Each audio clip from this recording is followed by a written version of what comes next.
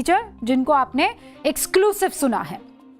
अब अगली क्लास का रुख करते हैं, जिसमें आज हम लोकतंत्र और राष्ट्रवाद का चैप्टर लेकर आए हैं। सवाल यह है, और बहुत इत्मीनान के साथ आज इस चैप्टर को सुनिएगा और अपने जहन और दिल में उतारने की कोशिश कीजिएगा। सवाल क्या है?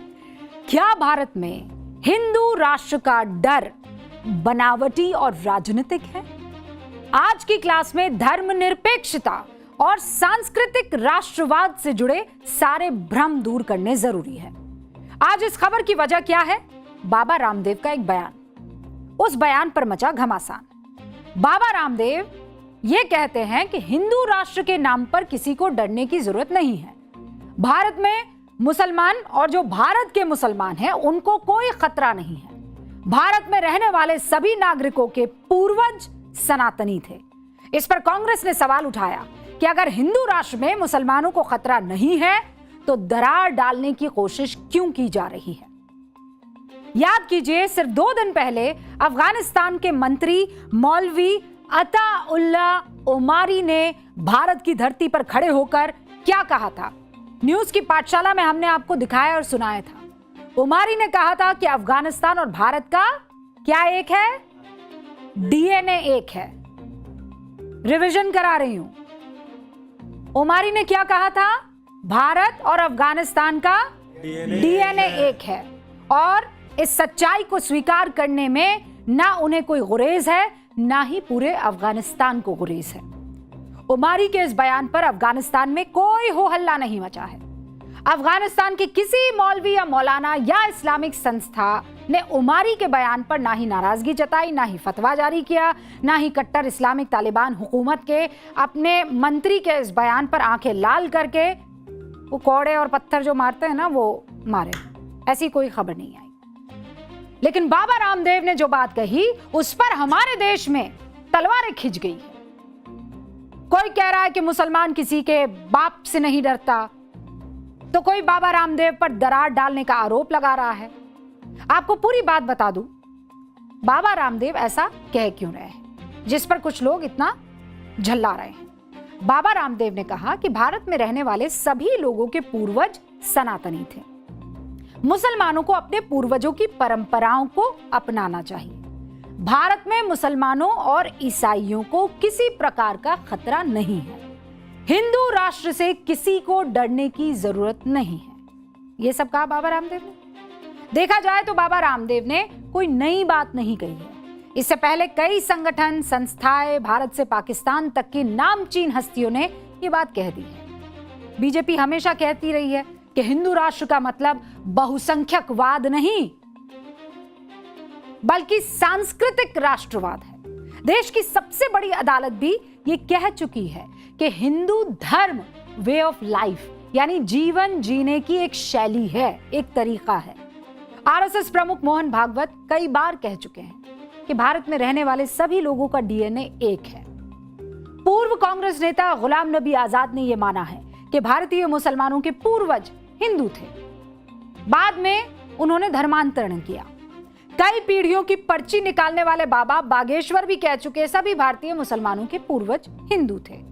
और पाकिस्तान के रक्षा मंत्री ख्वाजा आसिफ ने भी यह मान लिया है कि उनके अपने परिवार सहित कई कश्मीरी मुस्लिम परिवारों के पूर्वज हिंदू थे। लेकिन बाबा रामदेव ने यह बात कह दी तो बवाल मच गया। कांग्रेस से लेकर एआईएमआईएम गजब का रिएक्शन दे रहे हैं। सुनिए आप। यहाँ पर भी लिखा हुआ है, हिंदू राष्ट्र के नाम पर किसी को डरने की जरूरत नहीं है। हम सभी के पूर्वज सनातनी हिंदू आर्य वैदिक है। ये सामने भी लिखा हुआ है, गेट में भी यही लिखा हुआ था। डरते क्यों भाई? कुछ लोग कहते हैं हिंदू राष्ट्र बन जाएंगे तो मुसलमान कहां जाएंगे? मुसलमान कहां जाएंगे? अपने पूर्वजों की परंपरा को अपनाओ। अरे जो अपने बाप का नहीं वो किसी का नहीं हो सकता।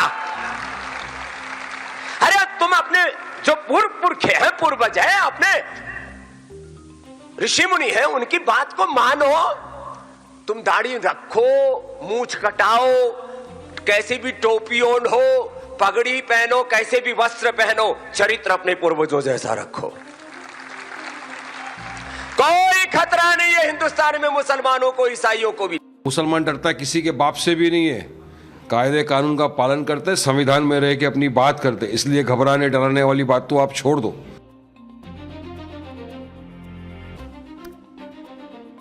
ये प्रॉब्लम नहीं है कि कौन मान रहा है, प्रॉब्लम ये है कि जो सच है और जिनके साथ ये सच है वो नहीं मान रहे हैं। आरएसएस प्रमुख मोहन भागवत भी एक बात कह देते हैं कि भारत के सभी लोगों के पूर्वज हिंदू थे, लेकिन इस बार उनके बयान में एक नयापन है। मोहन भागवत हिंदुओं को 4 कैटेगरी में बांट रहे हैं। बड़ा इंटरेस्टिंग है, सुनिए। वो कहते हैं कि अखंड भारत में 4 तरह के हिंदू हैं। कितने?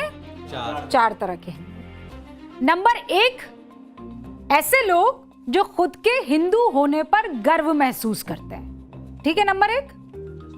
नंबर 2, ऐसे लोग जो मानते हैं कि वो हिंदू हैं लेकिन उन्हें कोई गर्व महसूस नहीं होता कि वो हिंदू हैं। फिर तीसरा नंबर, ऐसे लोग जो खुद की हिंदू पहचान को जाहिर करने से बचते हैं। फिर चौथा नंबर, ऐसे लोग जो ये भूल गए हैं कि उनके पूर्वज हिंदू थे। 4 कैटेगरी में बांट दिया। मोहन भागवत ने 4 तरह के हिंदुओं की बात कही, लेकिन मैं आज आपको हिंदुओं की 5वीं कैटेगरी के बारे में बताना चाहती हूं। हिंदुओं की 5वीं कैटेगरी देखने को मिली यूपी के जौनपुर जिले के डेरी गांव में। इस गांव की 5000 मुस्लिम आबादी में से अब कई मुस्लिम ऐसे हैं जो ये कतई नहीं भूले हैं कि उनके पूर्वज हिंदू थे और उनके पूर्वज हिंदू ब्राह्मण थे। इसीलिए वो सभी मुस्लिम अपने सरनेम के आगे ब्राह्मणों वाले टाइटल जैसे दूबे, चौबे, मिश्रा, पाठक लगाने लगे हैं। इस गांव के रहने वाले नौशाद अहमद कहते हैं कि उनके पूर्वज 8 पीढ़ी पहले ब्राह्मण थे और उनके एक पुरखे थे लाल बहादुर दूबे। लाल बहादुर दूबे धर्मांतरण करके बाद में बन गए लाल मोहम्मद। समझा? लाल बहादुर दूबे धर्मांतरण करते हैं और फिर बन जाते हैं लाल मोहम्मद। इसीलिए अब नौशाद अहमद खुद को नौशाद अहमद दूबे लिखने लगे हैं। इसी तरह शेख अब्दुल्ला भी शेख अब्दुल्ला दूबे लिखने लगे। ये वो वाले शेख अब्दुल्ला नहीं, मैं उस गांव के शेख अब्दुल्ला की बात कर रही हूं। आप ये जानकर हैरान हो जाएंगे कि इंडोनेशिया के राष्ट्रपति प्रोबोवो सुबियांतो ने जनवरी 2025 में अपने भारत दौरे से ठीक पहले अपना डीएनए टेस्ट करवाया था। रिपोर्ट पता है क्या आई? रिपोर्ट आने पर सार्वजनिक घोषणा की गई थी कि उनका डीएनए भी भारतीय है। इस बात की गहराई को और ज्यादा समझने के लिए न्यूज की पाठशाला में योग गुरु बाबा रामदेव हमारे साथ जुड़ चुके हैं। आज ये भी गेस्ट फैकल्टी हैं। बाबा, बहुत बहुत स्वागत है आपका न्यूज की पाठशाला में। प्रणाम मेरी बहन रूबिका जी। पहला सवाल, हिंदू राष्ट्र से किसी को कोई खतरा नहीं, ऐसा कहने की क्या जरूरत पड़ गई बाबा? कि आपस में लोग डराते हैं जाति वर्ग समुदायों के नाम पर। हाँ। एक मजहबी उन्माद, आपस में घृणा नफरत लोग फैलाते हैं। राजनीतिक लोग एक पॉलिटिकल पोलराइजेशन करते हैं, तो मजहबी लोग भी सिया सुन्नियों के नाम पर, कैथोलिक प्रोटेस्टेंट्स के नाम पर, जातिवादी लोग ब्राह्मण क्षत्रिय वैश्य शूद्रों के नाम पर अलग अलग प्रकार से लोगों ने समाज को बांट दिया है। इसलिए मैं कहता हूं बटो मत, मिलकर के रहो। और इस बात के लिए एक बहुत बड़ा आधार है, हम सबके पूर्वज आर्य हिंदू वैदिक सनातनी है। हम सबके पूर्वज का चरित्र कितना ऊंचा था। वो राष्ट्र को सर्वोपरि मानते थे, सच्चरित्रता पवित्रता को सर्वोपरि मानते थे, पुरुषार्थ और पराक्रम को सर्वोपरि मानते थे। उन्होंने मानवीय मूल्यों को सर्वोपरि माना। नहीं, लेकिन बाबा रामदेव, आपके जो विरोधी हैं वो ये कह रहे हैं अगर हमारे पूर्वज एक है तो वो पूर्वज तो फिर आदम हुए, तो हम सब आदम की संतान हुए, है ना? रूबिका जी, हाँ। आपको मैं अपनी बहन क्यों कह रहा हूँ? क्योंकि मैं ये मानता हूँ कि भारत के जितने भी मुसलमान हैं उसमें से खुद भारत के मुसलमान इस बात को अलग अलग मौकों पर कहते हैं कि हम सब कन्वर्टेड मुसलमान हैं। और नहीं, मैं भी मानती हूं। और दूसरी बात, मैंने तो 2009 में देवबंद में भी इस बात को कहा था कि आज हमारे मजहब अलग हो सकते, हमारे पूर्वज अलग नहीं हो सकते। हाँ। तो जो इस्लामिक का आक्रांताओं के पहले का भारत, उसमें तो सब हम मिलजुल करके ही तो रहते थे। पहले अंग्रेजों ने, हाँ। और उसके बाद में उसके बाद मतलब पहले मुगल और फिर अंग्रेज, हाँ। मुगलों ने, हाँ। और अब कुछ राजनीतिक पार्टियां और कुछ अलग अलग मजहबी लोग, ये लोगों को बांटने का काम। और मैं यदि एकता की बात कर रहा हूँ, समानता की बात कर रहा हूँ, तो ये कौन सा गुनाह है? और मैं तो कहता हूँ यदि ये गुनाह है तो भी मैं तो कहूंगा इस बात को, और 99% लोग मेरी बात से सहमत हैं। नहीं, पर आप ये मानते हैं कि नहीं कि आपके पुरखे आदम थे?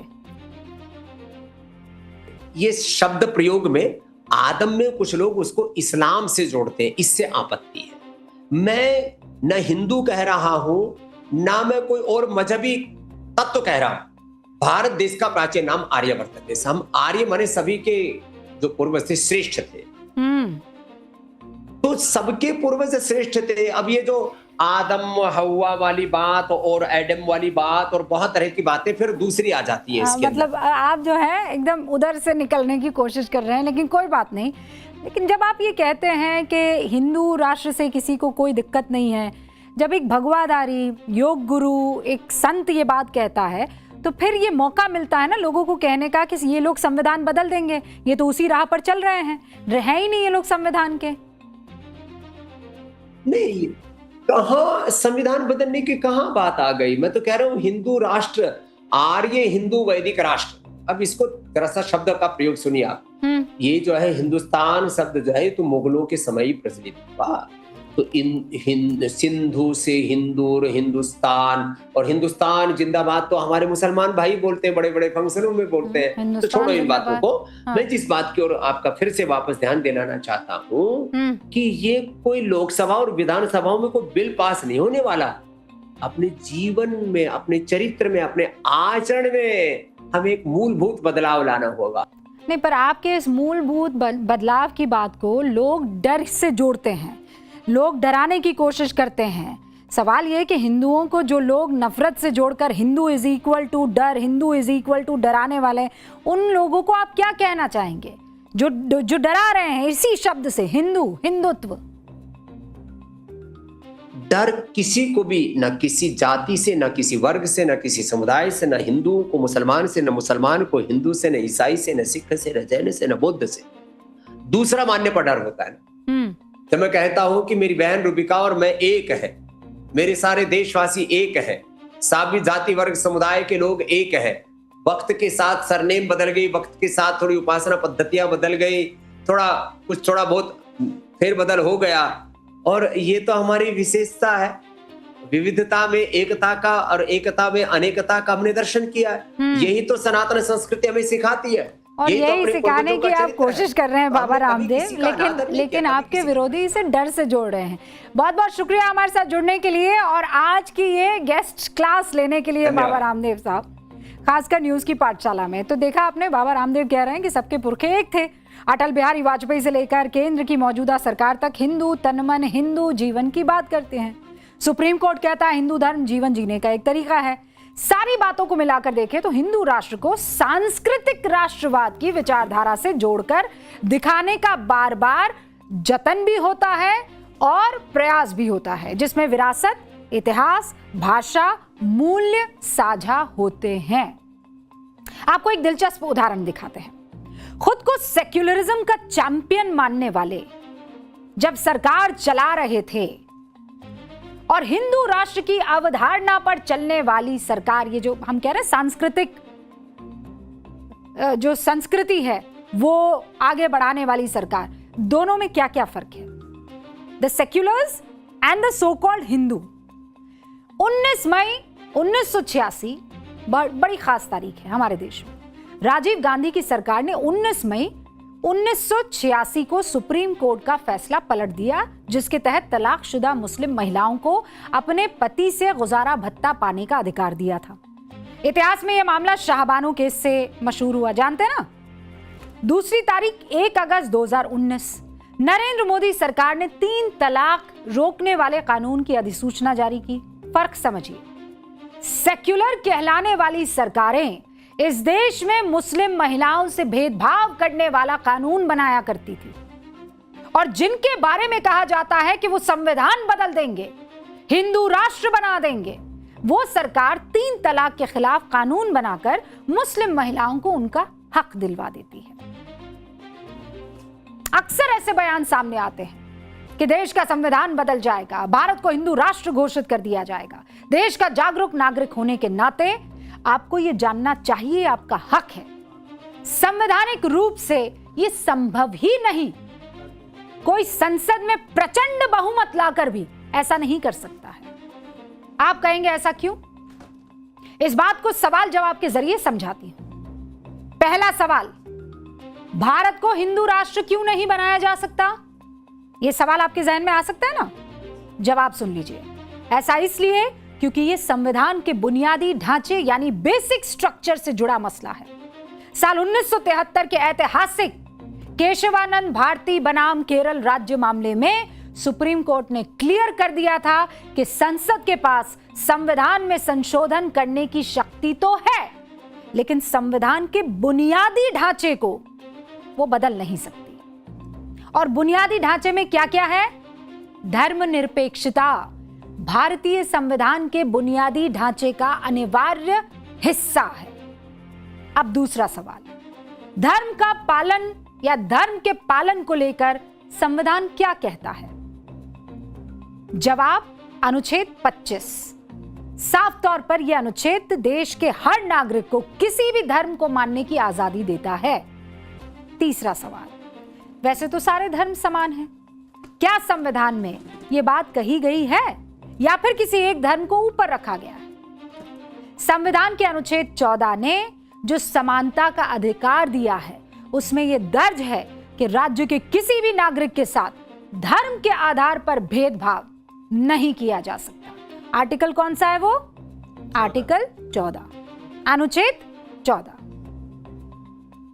भेदभाव नहीं कर सकते आप धर्म के आधार पर। एक और सवाल आपके मन में आ सकता है, अगर कभी किसी सरकार ने धार्मिक मामले पर कोई ऐसा कानून बना दिया जो संविधान के खिलाफ है तो क्या कर सकते हैं आप? तो क्या होगा? इसका जवाब है अनुच्छेद 13। इसमें साफ जिक्र है, अगर संसद ऐसा कोई कानून बनाए जो नागरिकों के मौलिक अधिकारों को छीनता है या कम करता है तो न्यायपालिका उस कानून को क्या कर देगी? खारिज।